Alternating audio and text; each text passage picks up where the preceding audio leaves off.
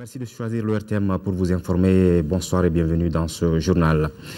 Les chefs d'État et de gouvernement étaient réunis ce matin dans la capitale tchadienne pour le 16e sommet du comité permanent inter-État de lutte contre la sécheresse au Sahel, le 10e sommet de l'autorité du bassin du Niger et le 2e sommet ordinaire de l'agence panafricaine de la Grande Muraille Verte. Un triple sommet dont le but est de donner plus de vie à ces organisations sous-régionales dans le combat contre la sécheresse et l'insécurité alimentaire au niveau du continent. Les rencontres de N'Djamena se penchent également sur les difficultés de mise en œuvre de certains projets communautaires, faute de manque de ressources financières. C'est pourquoi, à l'ouverture de ces sommets, le président tchadien, président en exercice des 3 organisations, a invité les différents pays à faire mieux. Le président de la République par intérim, le professeur Dioncounda Traoré, prend part aux travaux. Envoyés spéciaux, Adama Kamara et Bourama Traoré. C'est au palais présidentiel de N'Djamena que les chefs d'État et de gouvernement se sont réunis pour un triple sommet. D'abord, le 16e sommet du comité permanent inter-État de lutte contre la sécheresse dans le Sahel, SILS. La rencontre de N'Djamena évalue les activités de l'organisation sous-régionale en matière de lutte contre la sécheresse et l'insécurité alimentaire. Le thème retenu pour notre 16e conférence au sommet du SILS, qui est le stockage de proximité. Un instrument approprié pour une assurance alimentaire au Sahel et en Afrique de l'Ouest.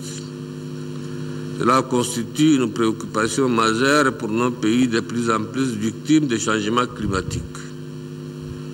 Il est donc absolument nécessaire pour nous d'assurer une meilleure maîtrise de l'eau, d'améliorer la productivité de nos terres arables et de mettre en place des mécanismes de stockage appropriés et efficaces.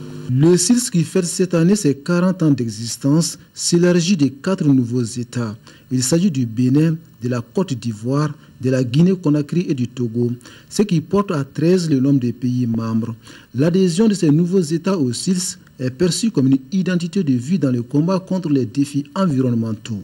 C'est ainsi que nous réaffirmons que l'initiative des chefs d'État et de gouvernement du SILS en 2004 relative à la coalition mondiale sur l'eau au Sahel exprime notre vision et constitue la réponse appropriée au défi de la maîtrise d'eau.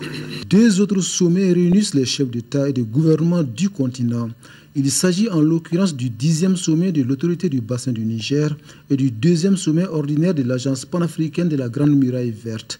2 organisations et un objectif commun, la gestion efficiente des ressources naturelles en faveur des populations africaines. Je voudrais donc, à cet instant précis, qu'ensemble, demanderai de mobiliser très rapidement les ressources nécessaires pour la mise en œuvre de programmes que nous avions arrêtés de commun accord.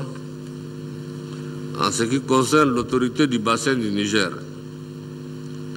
des résultats importants ont été certes enregistrés.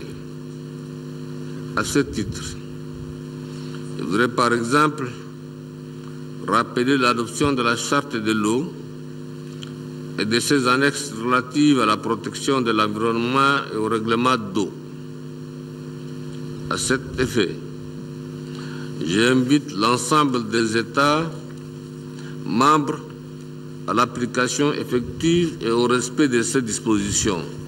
Le triple sommet de N'Djamena devra aboutir à des conclusions susceptibles de donner un nouvel élan aux 3 organisations.